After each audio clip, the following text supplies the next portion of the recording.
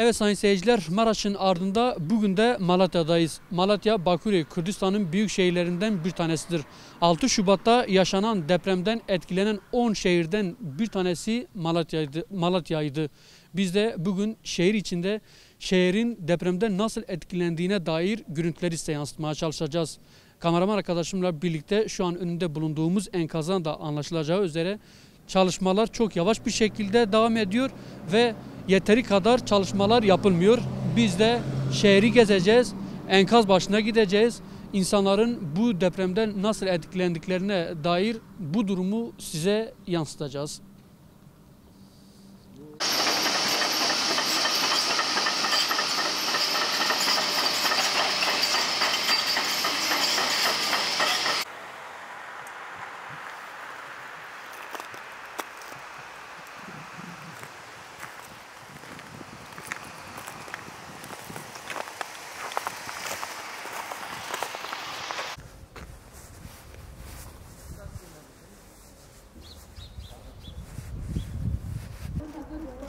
Bir yerler, bir ısınacak bir şey. Zaten evlerimize gidecek, evler komple yıkıldı.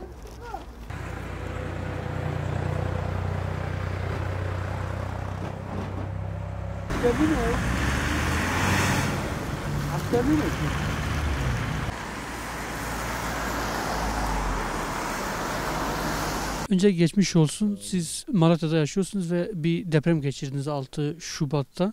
Sizin eviniz hangi durumda ve siz o gün neler yaşadınız? O gün gece depreminden çıkamadık evden. Deprem durandan sonra çıktık. Zor bela. Elbise falan alamadık. Eşortmanlarımızla kendimizi dışarı attık. Ondan sonra eve giremedik. İkinci deprem olmasında da zaten çok binalar yıkıldı. Bizi boş alanlara götürdüler.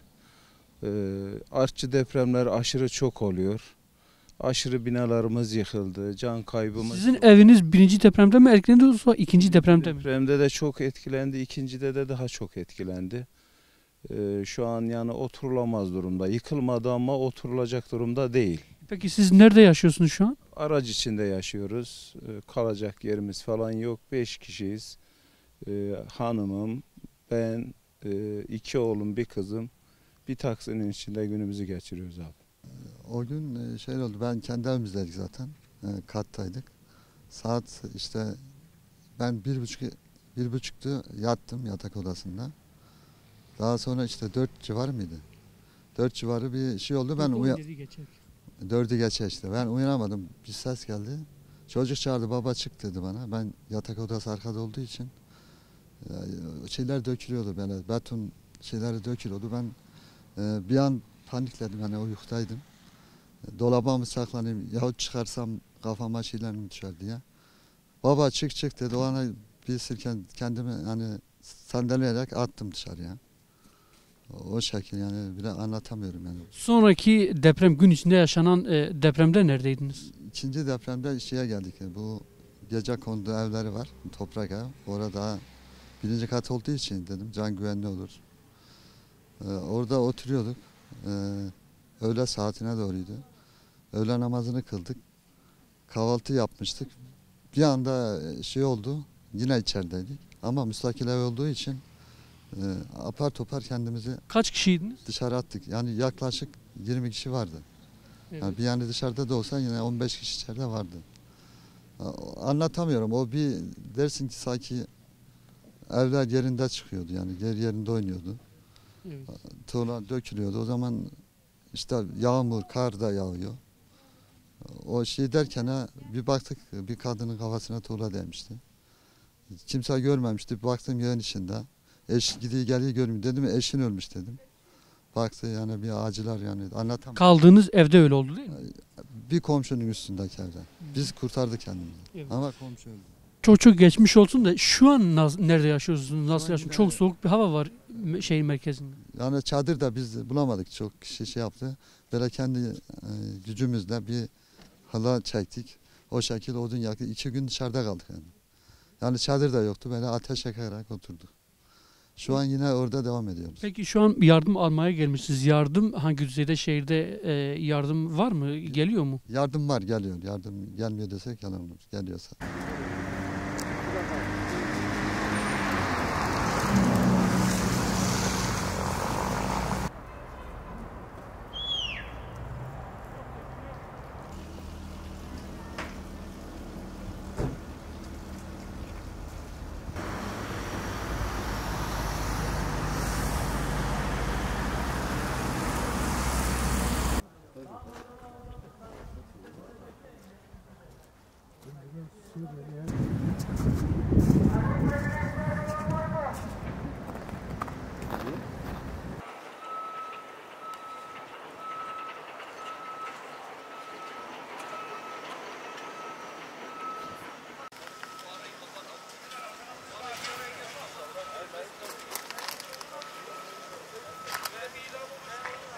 6 Şubat'ta burada 2 deprem yaşandı. Siz o gün neler yaşadınız? O güne ilişkin bize neler söylemek istersiniz? Yatıyorduk, birden yataktan kalktık 4'e 17 geçe. Birden 12. kat bayağı. 5-2 bir sallandı bayağı. Ondan sonra kapı etti, kapıyı açam dedim. Durdu, açamadım. Kapı kilitlenmişti. 20 dakika kapıyla uğraştım. Kendi gücümle işte orada bıçak yügesiyle ne şey derken açtım.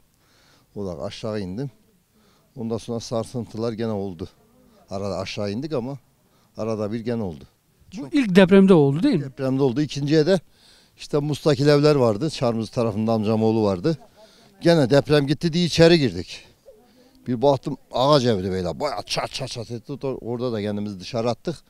Bir baktık az daha kalkan vardı yukarıda. O da geliydi, üstümüzü zor kurtardık. Peki bir şey oldu mu? Enkazda kalan bir kimse kaldı mı yakınınız, çevrenizde? Evet, benim şey kaldı. Halam torunu. O şu sanayinin girişinde. Üst kattaydı. 12 yaşında bir kız çocuğu. Üçü de kurtuldu. Üst kat olduğu için kurtuldu. Evet. Yani altta olanlar çoğu gitti. O üst katta. Evet. Şu an şehirde çok soğuk bir hava var. Siz depremin üzerinde de 6 gün geçiyor artık. Evet. Siz şehirde nasıl yaşıyorsunuz? Nerede kalıyorsunuz? Yaşam şartlarınız ne durumda? İşte Çarmıhlı bir meydanlık var orada. Amcam onun bir baraka gibi bir şey var. Orada çadır atmışık. Yanlar boş. Ateşi yakıyor. Öyle duruyoruz. Çadır da daha elimize geçmedi. İşte bugün Yani niye çadırları elde edemiyorsunuz? Başvuruyor musunuz? Ne gibi sebepler gösteriliyor? gelecek diye gelmiyorlar. Daha gelmiyor mu? Gelmedi, evet. Kendinize yetecek kadar giysi falan almaya çalışıyorsunuz. Siz deprem günü neler yaşandınız? Neredeydiniz? Şu an eviniz hangi durumda? Evimiz Taştepe'de. İçine giremiyoruz. Burada yaşlı bir amcanın yanında kalıyoruz. Torunlara, yeğenlerime elbise seçiyorum işte. Böyle rezil. Eviniz enkaz durumunda mı şimdi? Duvarlar falan yıkılmış ama yani giremiyoruz. Öyle. Peki yardımlar geliyor mu şehirde? Yardımlar hangi aşamada? Yardımlar buraya bir şey gelirse alabiliyoruz işte su, elbise, bisküt başka bir yardım. Yani yiyecek falan gelmedi. Siz dediniz bir yaşlı amcanın yanında kalıyoruz. Evde mi kalıyorsunuz da çadırda mı kalıyorsunuz? Yo onun da evde yıkılmış, hepimiz bir tek katlı bir ev var. 2 göz odada kalıyoruz 3 aile. Öyle. Isınma sorununuzu nasıl gideriyorsunuz?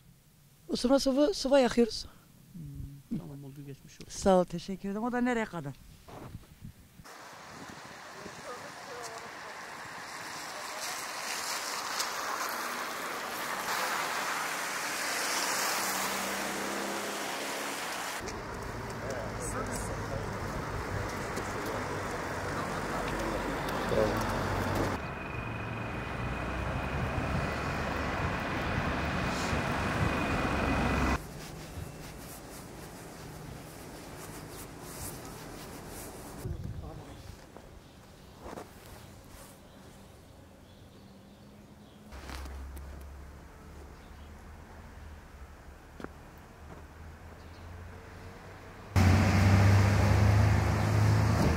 Sağ olun.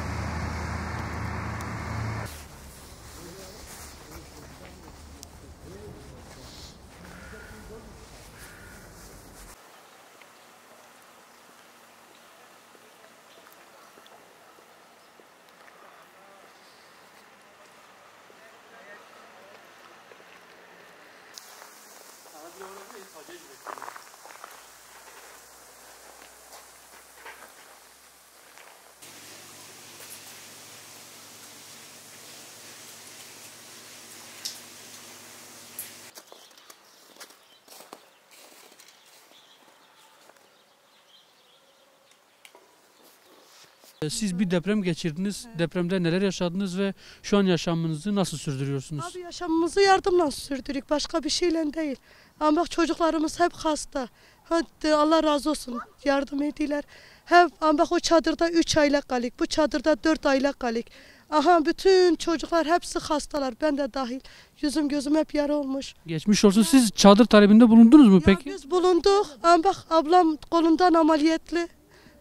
Bak Sargıl ablam kolundan ameliyatlı, platinli. 40 kere söyledik aliler, vermediler çadıra. Bak kaç rezillik artık kaç gün. Peki ne söylüyorlar vermediklerine ilişkin ne söylüyorlar? Diler çadır kalmadı diler. Yani herkese çadır var da bize mi yoktur? Bizim bak her taraf yerle bir oldu. Ya en bize değil çocuklara versinler. Hani biz de büyük olaraktan biz ateş yakarız. Asker abiler görüyor biz sabaha kadar da ateşin önünde oturuyor. Çocuklar dediniz de bir çocuğa da bir çocuktan siz neler yaşıyorsunuz şu an? Korkuyor falan abi. O kadar işte. Çadırda yaşıyorsunuz değil mi? Evet abi. Sığamıyoruz. Ne istiyorsun, ne talep ediyorsunuz? Bilmiyorum abi. Tamam geçmiş olsun. Sağ olasın. Geçmiş olsun. Palet yapmışık vermiyorlar. Tamam siz de konuşun. Yani vermiyorlar palet ne yapmışık abi. Siz kendi imkanınızla Evet yapmışsınız. kendimiz yaptık çocuklarla. Peki siz çadır talebinde bulundunuz mu? Bulunduk vermediler. Ne diyorlar? Yok kalmadı yok bilmem ne. Konuşturmuyorlar bile mi? Evet çok geçmiş olsun. Çok geçmiş olsun. Demiyorlar ki bunlar çadırda var mı yok mu? Aa bu da düştü zaten depremden dolayı kolu kırıldı. Teyze sizin kolunuz depremden kaynaklı mı öyle oldu? He, Siz enkazın altında mı kalmıştınız? kalmış sayılırım. Şu an nasıl yaşıyorsunuz? Vallahi Böyle işte ateş nasıl yakmışsınız, olan, soğuk bir nasıl hava olan var. işte böyle. Daha ne yapak? Gidecek bir yerimiz var. Tutunacak dalımız mı var? Talebiniz nedir yetkililerden? Talebimiz baksana Çağaçoğlu dediği gibi donuyum. Ne bir doğru dürüst barınacak bir yer, ne bir ısınacak bir şey. Zaten evlerimize giremiyoruz. Evler komple yıkıldı. Hadi bu hükümet nerede o zaman? Gelsin bak bizim bu halimizi görsün. Zaten bizim bu muhtarlarda da hayır yok. Bu Malatya'nın milletinde de şeyinde de hayır yok. Zaten büyüklerinde de hayır yok. Ancak geçti. Hükümet yetkililerine, muhtarlığa falan başvurdunuz mu? Buraya gelip de bizim halimizi görme. Daha burada 2 adımlık. Belediye başkanı, milletvekilleri. Yok hiç kimse gelip de bir sormadı. Ben bugün kaç gündür bak koluma bak şişmiş bak. Çok geçmiş Ha, olsun. şişmiş ya. Hadi bu millet nerede? Hadi bu devlet nerede? Böyle insan böyle zamanda işte ben geniş zamanda ne yapam? Siz söyleyin bak şu Çağaçoğlu'muzun haline bakın. Aha şuncacık bir ateşe bak. Şeyler naylonun önündeki ısınak. Siz yaşamınızı nerede ve nasıl sürdürüyorsunuz? Biz yaşamımızı burada bu ateşin önünde sürdürüyoruz. Odun yoktur ki buraya yakak. Battaniyelerimiz eksik. Çadır yok, çadır hiç yok. Bilmiyorum sağ olsun vatandaşlar getiriyor su, gıda da getiriyor. Bu sorunumuz yok ama soğuk belimizi büküyor.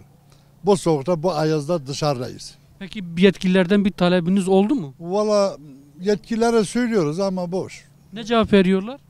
Yoktur elimizde yok gelince vereceğiz. Onun için de bu zor şartlarda yaşamımızı Aynen sürdürüyoruz. abim. Burada da odun yok işte bu çöp möpler yakıyor. Deprem esnasında neredeydiniz, neler yaşadınız? Evdeydik hemen hissettik dışarı koştuk.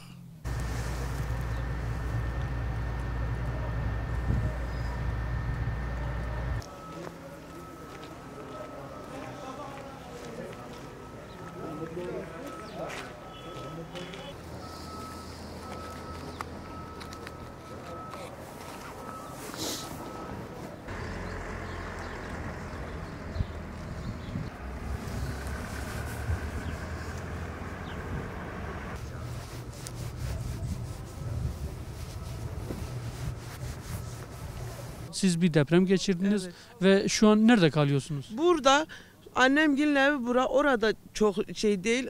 Üşüyoruz. Çocukları alıyorum içeri. Sarsıntı olunca koşuyoruz dışarı. Donacağız. 1,5 yaşında çocuk var. 6 aylık çocuk var. Çok mağduruz. Çadır sürekli söylüyoruz. Hiç kimseden şey yok. Siz kimlere söylüyorsunuz? Çadırı kimlere istiyorsunuz? Muhtara söyledik. Belediyenin oraya gittik yazıldık. Hiç. Size ne diyorlar? Yok işte yoktur, dağıtım yok, mahalleye verilmedi, şöyle olmadı. Arabası olanlar arabalara giriyorlar, bizim öyle bir şey de yok. Siz nerede kalıyorsunuz? Vallahi burada annemgilin evi, annem kardeşim cezaevinde, oğlum cezaevinde. Çok geçmiş olsun. Peki yardımlar geliyor mu? Hani Yardım, şahıslar işte bir şeyler getiriyorlar yani yemek aç kalabiliriz ama çocuklar soğuktan donacak. Bir an önce çadır biz istiyoruz. eviniz şu an ne durumda? Evimiz girilecek durumda değil. Enkaza mı dönüşmüş? Evet. Peki bir çağrınız yetkililere Yetkililerden işte ya bize bir yer atsınlar, bir çadır istiyorlar. Yani diyorlarmış başka yere götürsünler. Benim oğlum kardeşim içeride, ben onları burada bırakıp da ben gidemem. Yani öyle başka bir yere de gidemem. Bize burada barınacağımız bir yer versinler. Niye yetkililer diyorlar buradan çıkın başka bir yere mi gidin? Ya birileri öyle diyor da ben yani birilerinden ortalıkta duyduğum şeyler yani bilmiyorum işte. Antalya'ya falan gideceklermiş, şey olacaklarmış. Benim oğlumun ayın 7'sinde mahkemesi olacaktı, 6'sında deprem oldu. Çıkacaktı yani, çıkamadı. Bilmiyorum yani. Gittiniz mi oğlunuzun mahkemesine? Yok, mahkeme olmadı depremden dolayı. Olmadı. Benim evim komple çatladı. Yani içine şu an ben çocuklarıma yani zamanında yardım etmek için direnen biz şu an yardıma muhtacız. Hiçbir şey getiremiyoruz. Yani çocuklarımız üst baş bir hafta boyunca, bir haftadır benim çocuğum aynı kıyafetle. Sizler de aynen öyle. Evet. Yani sağ olsun birkaç kişi yardım etti. Çocuğun üstünü dün değiştirebildik. Kendimi bugün değiştirebildim. Onun dışında hep aynı kıyafet. Yani artık bir çatının altında birbirimizin kokusundan artık iğreniyoruz. Yani o derece çok maruz kalıyoruz. Kaç kişi kalıyorsunuz birlikte? 3 kişi kayınvalidemgil, 4 kişi biz, 5 kişi de kaynımgil var. Onların evi çok şükür. O da gece kalamıyoruz. Gündüz çocuklar üşüyor, hafif bir soba yakıyoruz, ısınsınlar. Onun dışında sürekli dışarıdayız. İçeri olabilme arabada yatıyoruz. Dışarıda nasıl? Mesela gece saatlerinde dışarıda yatıyoruz. Yani çadır falan verilmedi. İstiyoruz mesela. Çadır gelecek. Geliyor bitti. Ya milleti tespit edin, verin, kimin çadıra ihtiyacı var, bunu bir sorun. Yani Türkiye çok zor durumda. Yani bu deprem bölgeleri yani tarifi yok yani, çok zor bir durum. Allah herkesin yardımcısı olsun yani, diyeceklerim bu kadar. Peki yardım var mı şehirde? Yardım danışma hangi aşamada? Ya evet. Malatya'nın zaten kendisi şu an kötü durumda, yapabileceği bir yardım pek olamaz ama illerden yemek falan geldi. Erzak falan dağıtımı yapıldı birkaç ama şahsi insanların kendi iyilikleri olarak yapılan yardımlar daha fazla. Peki devlet kurumlarında herhangi bir yardım var mı size yönelik? Hiç almadım.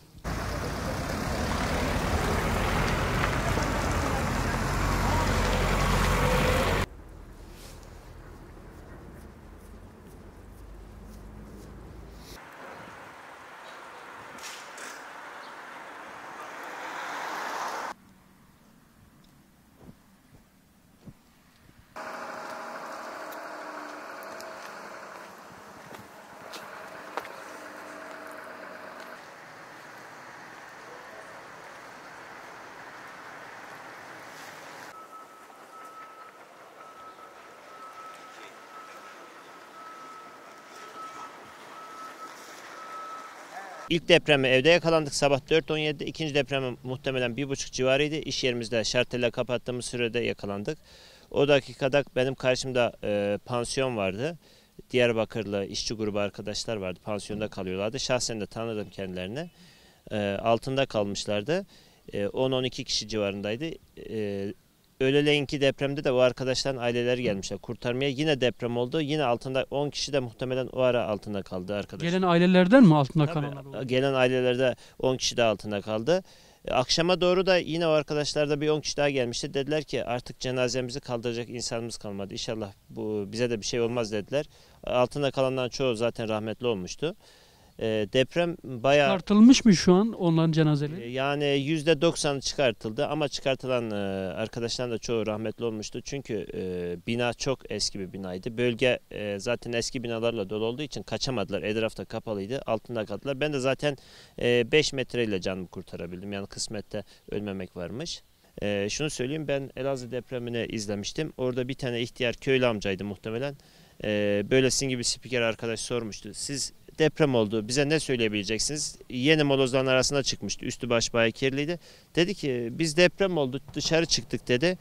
Baktık dedi bizi öldüren deprem değilmiş dedi. Bizi öldüren dedi kalitesiz yapıtlar, eski yapıtlar, kullanışsız yapıtlar bizi öldürdü. Dedi ki bundan sonra ne düşünüyorsun? Bundan sonra dedi paramı bankaya koyup saklayacağım, yastık altında saklayacağım. Giderim dedi, kötü evlerde oturmam, güzel evlerde otururum. Yani olabildiğince güzel yapıtlarda oturmaya çalışırım. Çünkü dedi insanı deprem öldürmüyor. Bakın buraya da bakabilirsiniz. Çok yüksek binalar yıkıldı. Kalitesiz malzeme kullanılan binalar yıkıldı. Eski binalar yıkıldı. Şöyle söylüyorum.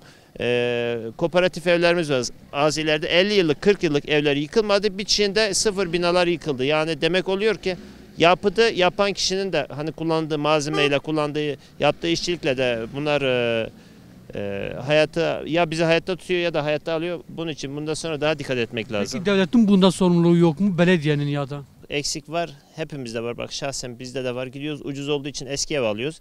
Suç bizde de var. Devlette de var. Demek ki mühendisler ya işini bilmiyor ya da kontrol ederken eksik kontrol ediyor ya da başta savuyorlar ya da birilerinin tanıdıkları olduğu için malzemeler falan eksik kullanıyor. Çünkü yan binaya bakıyorsun hiç sıkıntı yok. Bitişindeki sıfır bina yıkılmış. Yan tarafta 40 yıllık bina yıkılmamış. Burada da demek ki devletimizin bir eksiği var. İnşallah bu hatalarda ders almış oluruz. Çadır istedik biz. Biz ekmek su istemiyoruz, çadır istedik. Başımız sokacak bir çadır olsun. Danışma var mı? Yardım falan yapılıyor mu size? Ara sıra gelip ekmek veriyorlar, su veriyorlar işte bu. Evet.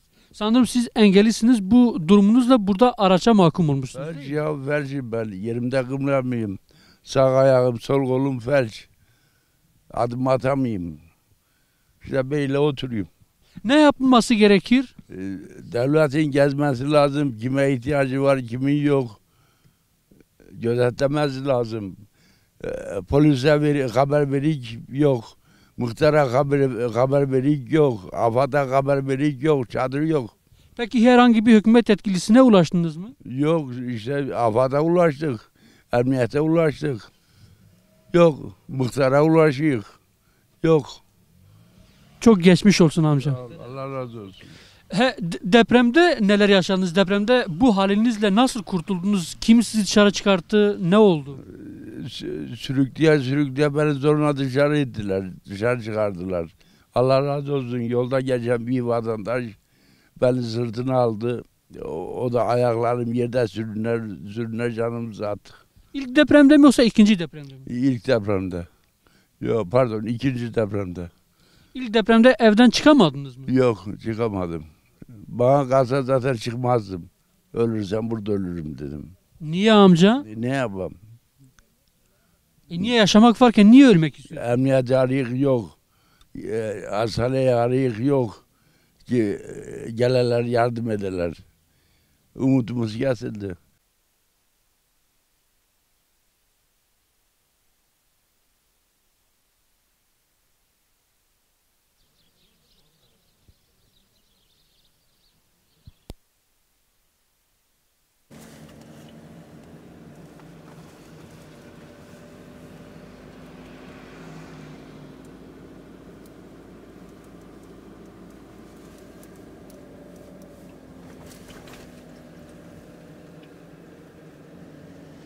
Özellikle çocukların şeyleri her an böyle aşçılar olduğunda bağırmaya başlıyorlardı, ağlamaya başlıyorlardı.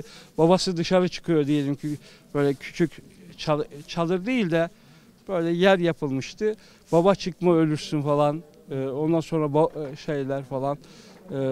Yani o gece özellikle ilk gece çok yani anlatılmaz bir şey yaşadık. Bir koordinasyon merkezinin önündeyiz ve yardımlar şehire gelmiş bir miktar. Şehirdeki yardımlaşma hangi aşamada ve neler yapılıyor şu an? Siz de bu çalışmalara mı katılıyorsunuz? Evet, çalışmada zaten ben önce de meslek örgütünde yöneticilik yaptım. Yani toplumsal dayanışmayı bilenlerden biriyim. Bu konularda yani ancak kendi yaramızın sarılacağını düşünerek oluşturulan koordinasyonda yer aldık ve yani bu bakımda da bence çok başarılı olundu. Bir de şunu altını çizmek gerekiyor. Halkımızın ne kadar dayanışmacı, ne kadar destek olduğunu, birbirine zor günde yaralarını sarmak bakımında el uzattığında bu süreçte görmüş olduk. Yani devletin zaten durumu ortada. Yani devlet enkaz kaldırılması gerekirken yani aslında sosyal platformlar, dayanışma örgütleri diyelim ki gıda vesaire yardımı yapması gerekir. Asıl olan devletin o enkazda o insanları çıkartması olması gerekirken maalesef yani hala enkazın altında kaç kişi var, var mı yok mu? Peki devlet ne yapıyor bu sürede? Yani valla devlet değil bence yani ara sıra dolaşan AFAD ve resmi görevlerin dışında kimseyi göremiyoruz. Yani yalnız enkazların başında duruyorlar. Bunun dışında halk kendi yarasını sarmaya çalışıyor. Dayanışmayla, yani bunu da bu koordinasyonda yer alan bir insan olarak teşekkür etmek gerekiyor Türkiye halkına. Karadeniz'inde doğusuna, Kürdistan'ına kadar müthiş bir dayanışma var ve bugün Malatya'da o konuda şunu söyleyebiliriz.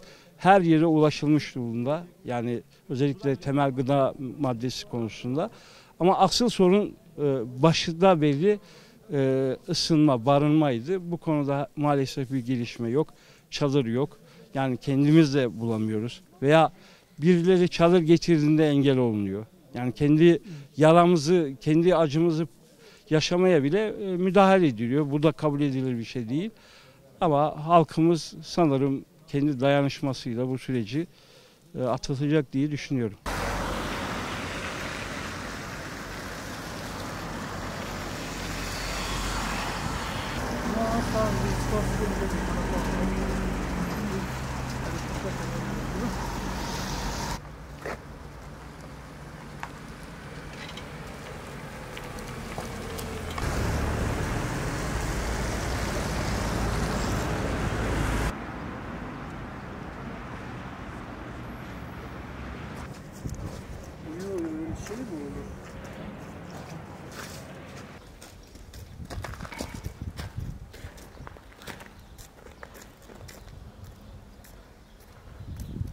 Bu depremde şunu söylüyoruz. Akit gazetesi Marmara depreminde bir manşet atmıştı. Devlet çöktü diye. Asıl devlet, diğer illeri biz bilmiyoruz. Yani basında izlediğimiz kadarıyla, ama devlet Malatya'da enkazın altında çöktü. Şimdi Devlet mi çöktü diyorsun? Şimdi çöktü. Devlet diye bir olgu yok burada. Daha binlerce üzerinde karla, çat kiremitiyle duran enkazlar var. Gezerseniz şu bölgede görürsünüz. Koyunoğlu'na doğru, işte Fahri Kayhan'a doğru. Yani biz şunu gördük. Bir yerde kazı yapılıyor. Vatandaş kendi parasıyla kepçe tuttuğuna şahit olduk. Devlet yok burada. Devleti biz ilk 4 gün hiç görmedik. Özellikle Kürdistan illerindeki büyük bir dayanışmayı, özveriyi biz burada iliklerimize kadar hissettik. Arkadaşların hepsi bölgeden geldi. Canhıraş bir şekilde yardımlaşıyoruz. İşte komünal yaşam diyoruz ya, biz burada bugün o komünal yaşamı gördük. Ne demek olduğunu şimdi kavramaya başladık. Asıl yani şöyle, seni öldürmeyen darbe güçlendirir diyoruz. İşte şimdi tam kenetlenme zamanı. Kürt, Türk, Alevi, Sünni ayrımı yapmadan biz burada hiçbir Suriyeli de olsa, Afgan da olsa buraya gelen hiç kimseyi biz boş göndermedik. Köylere, en ücra köşelere kadar küçük araçlarımızla uğraştık. İlk 2. gündü ben Doğanşehir'e bir tır götürdük. Belli bir köyde çok yıkım fazlaydı. Biz biliyorduk ki devlet oraya ulaşmamış.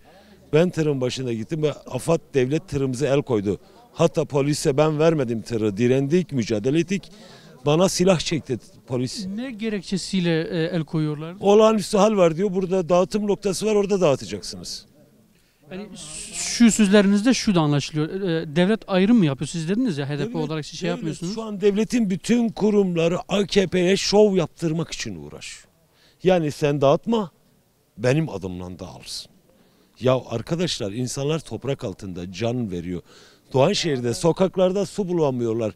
Burada öyleydi keza. Yani cebinde 1 milyon lira nakit paran olsa bir şişe su bulamıyorsun.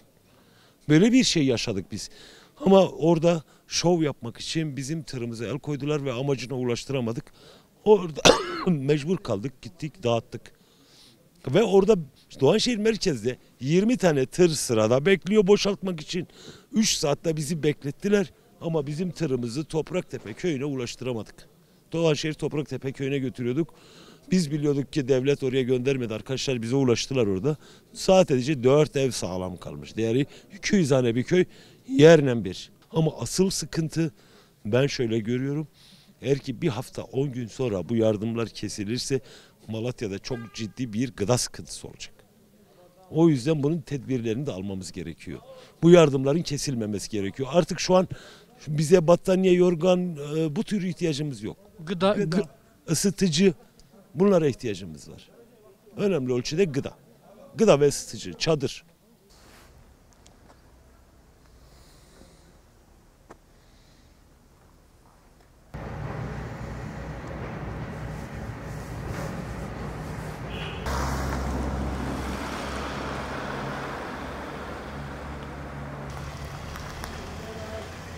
Hırsız gelmişler.